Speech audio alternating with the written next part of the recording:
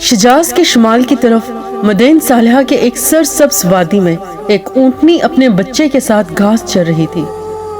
موقع پا کر کچھ لوگوں نے اس اونٹنی کو پکڑ لیا اور اسے مار ڈالا۔ اس کا بچہ وہاں سے بھاگ نکلا۔ چند لوگوں نے اس کا پیچھا کیا لیکن وہ ان کے ہاتھ نہ آیا۔ یہ بے زبان جانور دوڑتا ہوا پہاڑ پر چڑھ گیا اور ایک پتھر میں داخل ہو کر غائب ہو گیا۔ یہ اونٹنی اور اس کا بچہ کہاں سے آئے تھے؟ وہ لوگ کون تھے جنہوں نے اس اونٹنی کو مارا تھا؟ اور وہ اونٹنی کا بچہ کہاں غائب ہو گیا؟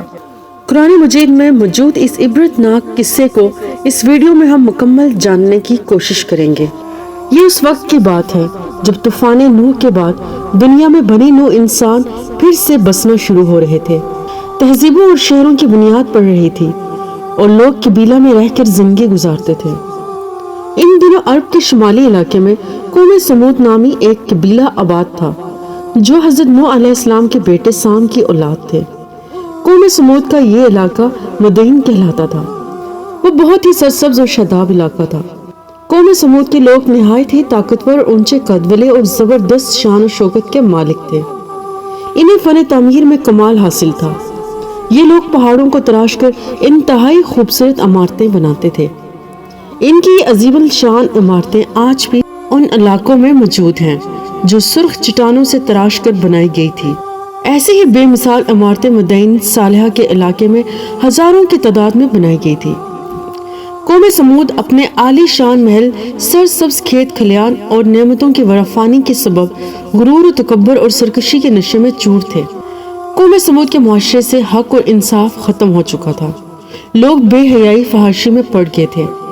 ان کی زندگی ناچ گانوں، عیش و عشرت، شراب اور شباب سے جڑ گئی تھی۔ یہاں تک کہ یہ لوگ سب سے بڑا جرم اور گناہ یعنی شرک میں بھی مبتلا ہو گئے۔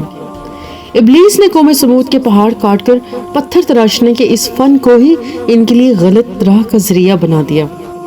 ان لوگوں نے پہاڑوں سے پتھر تراشے اور بت بنا کر اس کی پوجا شروع کر دی۔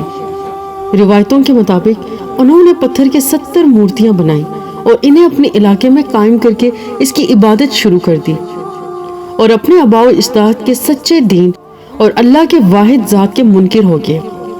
لہٰذا اس سرکش قوم کی ہدایت کے لیے اللہ رب العزت نے ان کی طرف حضرت صالح علیہ السلام کو بھیجا جو خود قوم سمود سے تعلق رکھتے تھے اور ایک نیک صفت و شریف النفس انسان تھے۔ حضرت صالح علیہ السلام نے انہیں ایک اللہ کو ماننے، صرف اس کی عبادت کرنے کا حکم دیا اور ان کو اپنے اوپر اللہ تبارک و تعالیٰ کی دی گئی نعمتیں یاد دلا کر سمجھایا اور عذاب الہی سے ڈرایا۔ حضرت صالح علیہ السلام نے فرمایا، اے میری قوم، تم اللہ کی عبادت کرو، اس کے سوا تمہارا کوئی معبود نہیں۔ اسی نے تم کو پیدا کیا اور آباد کیا، اور اس سے مغفرت مانگو اور اس کے آگے توبہ کرو، بے شک میرا پروردگار نزدیک بھی ہے اور دعا بھی قبول کرنے والا ہے۔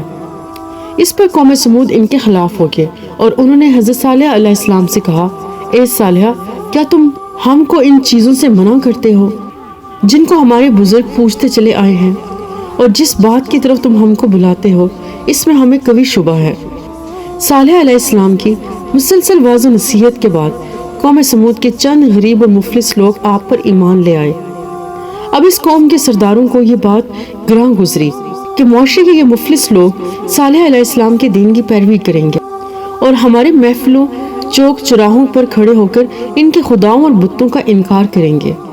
لہٰذا اس قوم کے تمام بڑے سردار ایک جگہ جمع ہوئے اور یہ فیصلہ کیا کہ حضرت صالح علیہ السلام سے معجزہ دکھانے کو کہیں گے۔ لہٰذا سرداران نے حضرت صالح علیہ السلام سے کہا، اے صالح، اگر تم اللہ کے سچے پیغمبر ہو تو ہمیں کوئی معجزہ دکھاؤ جسے دیکھ کر ہم تم پر ایمان لے آئیں۔ یہ جو تمہارے سامنے چٹان ہے، اس میں سے ایک ایسی اونٹنی برآمد کرو جو گہبن ہو، بچہ دے، سب کے لیے دودھ مہیا کرے اور اس میں فلاں فلاں خوبیاں ہوں۔ حضرت صالح علیہ السلام نے اللہ کے حضور گڑ گڑا کر دعا فرمائی۔ اللہ نے اپنے نبی کی دعا قبول فرمائی اور دیکھتے ہی دیکھتے چٹان شق ہو گئی اور اس میں سے ایک طویل القامت خوبصورت اونٹنی برآمد ہوئی جس میں وہ سب خوبیاں موجود تھی جن کی قوم سمود نے فرمائش کی تھی۔ جندہ بن عمر بن لبید اپنے چند ساتھیوں کے ساتھ ایمان لے آیا، لیکن اکثر سردار اپنی ہٹ دھرمی پر قائم رہے اور اسے جادو قرار دے کر اس معجزے کا انکار کر دیا۔ یہ اونٹنی اس قوم کے لیے معجزہ بھی تھی اور ایک آزمائش بھی۔ اس اونٹنی نے پیدا ہوتے ہی اپنے برابر ایک بچہ جنا۔ حضرت صالح علیہ السلام نے اونٹنی کے بارے میں فرمایا کہ تم اسے تنگ نہ کرو، اسے اس کے حال پر چھوڑ دو، اسے برائی کی نیت سے ہاتھ مت لگانا، نہ مارنا، نہ ہکانا اور نہ ہی قتل کرنا، ورنہ تمہیں دردناک عذاب پکڑ لے گا۔ یہ اونٹنی مدائن صالحہ کی وادیوں میں رہنے لگی اور جب پانی پینے آتی تو اس دن سارے تالاب کا پانی پی جاتی اور لوگ اپنی حاجت دوسرے دن پوری کرتے۔ جس دن یہ اونٹنی پانی پیتی اس دن اس کا دودھ دھویا جاتا تو وہ اتنا ہوتا کہ تمام قبیلے کو کافی ہو جاتا تھا۔ چند دن تو قوم سمود نے اس تکلیف کو برداشت کیا کہ ایک دن ان کو پانی نہیں ملتا تھا، کیونکہ ایک دن تالاب کا وہ سارا پانی پی جاتی تھی۔ اس لیے ان لوگوں نے طے کیا کہ اس اونٹنی کو قتل کر ڈالیں گے۔ قوم سمود میں ایک عورت تھی جو بڑی حسین اور مالدار تھی۔ اس کی لڑکیاں بہت خوبصورت تھی۔ اس نے مزدہ ابن دہر اور کیدار بن سالک کو بلا کر کہا کہ اگر تم اونٹنی کو ذبح کرو تو میری جس لڑکی سے چاہو نکاح کر لینا۔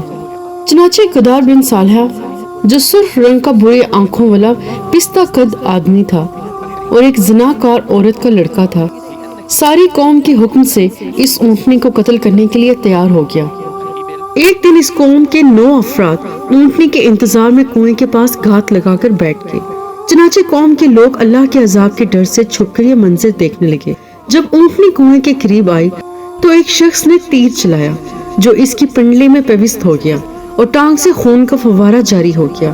لہٰذا کیدار بن صالح آگے بڑھا اور تلوار کے ایک بھرپور وار سے اونٹنی کے پچھلے پاؤں کو کاٹ ڈالا۔ اونٹنی شدید زخمی ہو کر زمین پر گر پڑی اور ایک زوردار چیخ ماری۔ اسی اثنا میں زخمی اونٹنی کو گھیرے میں لے کر اس پر نیزوں اور تلواروں کی لاتعداد وار کیے گئے جس سے وہ ہلاک ہو گئی۔ ادھر اس کا بچہ بھاگتا ہوا پہاڑ پر چڑھ گیا اور چیخیں مارتا ہوا غائب ہو گیا۔ جب حضرت صالح علیہ السلام کو اونٹنی کے قتل کی خبر ہوئی تو آپ نے بہت افسوس کیا اور فرمایا تم 3 دن کے بعد ہلاک ہو جاؤ گے۔ قوم سمود کی اس سرکشی پر عذاب خداوندی کا ظہور اس طرح ہوا، پہلے ایک زبردست خوفناک آواز آئی، پھر شدید زلزلہ آیا جس سے پوری آبادی اتل پتل ہو کر جھکنا شروع ہو گئی۔ تمام عمارتیں ٹوٹ پھوٹ کر تہس نہس ہو گئی اور قوم سمود کا ایک ایک آدمی گھٹنوں کے بل اوندا ہو کر گر کر مر گیا۔ صالح علیہ السلام کی پوری بستی زلزلوں کے جھٹکوں سے تباہ و برباد ہو کر پتھروں کا ڈھیر بن گئی۔ حضرت صالح علیہ السلام نے ان لوگوں کی طرف سے منہ پھیر لیا اور اس بستی کو چھوڑ کر دوسری جگہ تشریف لے گئے۔